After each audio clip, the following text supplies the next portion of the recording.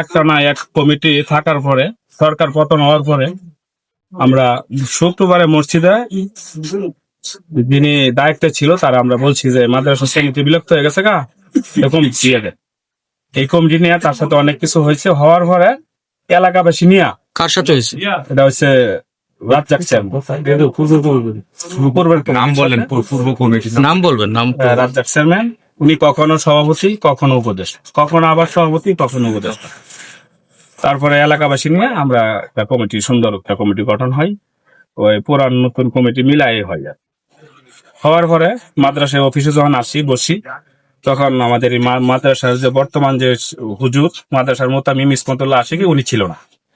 আরেকজন মোতামি ছিল, ওনার বাড়ি সিলেট ছিল, উনি অনেক দূরের। তখন কমিটির যে মাদ্রাসার যে আয় ব্যয় হিসাবাদি এগুলা নিয়ে আমরা বসি। বসার পরে আমার যে সভাপতি সার্জন ইমরান খান, উনি ওনারে বলে মাদ্রাসার উপদেষ্টা এখন না, বর্তমানে হয়েছে উনি হচ্ছে সাবেক উপদেষ্টা আর কি, বর্তমানে উনি উপদেষ্টা রয়েছে। ওনারা বসা হয়, উনি বলতেছে আমরা হিসাবাদি বুঝাই দেন এই সপ্তাহ পরের সপ্তাহ এইভাবে যাইতে যেতে এখন পর্যন্ত আমি মনে করি যে এখন পর্যন্ত এইভাবে গেছে, কোনো হিসাব আমরা পাইনি। মানে 17 মাস পর্যন্ত আপনারা কোন হিসাব আমরা হিসাব পাই নাই। এখন আমার সভাপতি আমি এমন করতে করতে আর মাদ্রাসার প্রতি একটা অনীহা মানে হয়ে গেছে গা। কিন্তু এই হুজুর যে আসছে, হুজুর যে বক্তব্য দিল, হুজুরের সাথে এলাকাবাসী জড়িত আছে, এলাকাবাসী হুজুরের প্রতি একটা টান আছে।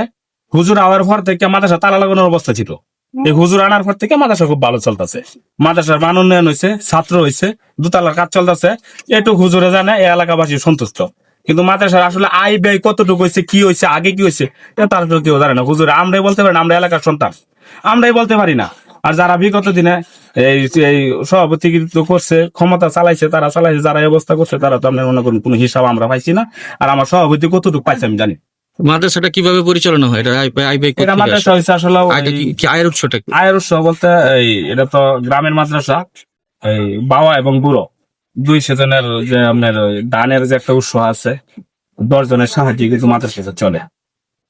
আর সাথে একটা মাদ্রাসা ওই যে বাজার আছে, বাজারে কিছু দোকানপাটের কোনো কিছু টাকা পয়সা আছে, এটাও আছে। আর মাহফিল আছে, মাহফিলের কিছু ক্যাশ কাবির হয়। আর মাদ্রাসার ওই যে দানের বিষয়গুলো, রমজানের জাকাত ফেতরা এগুলা দিয়ে মানে এক কথায় মানে জনগণের অনুদান, জনগণের অনুদান মাদ্রাসার দিয়ে কিছু সম্পদ আছে, সেখান থেকে যে ভাড়াটারা আসে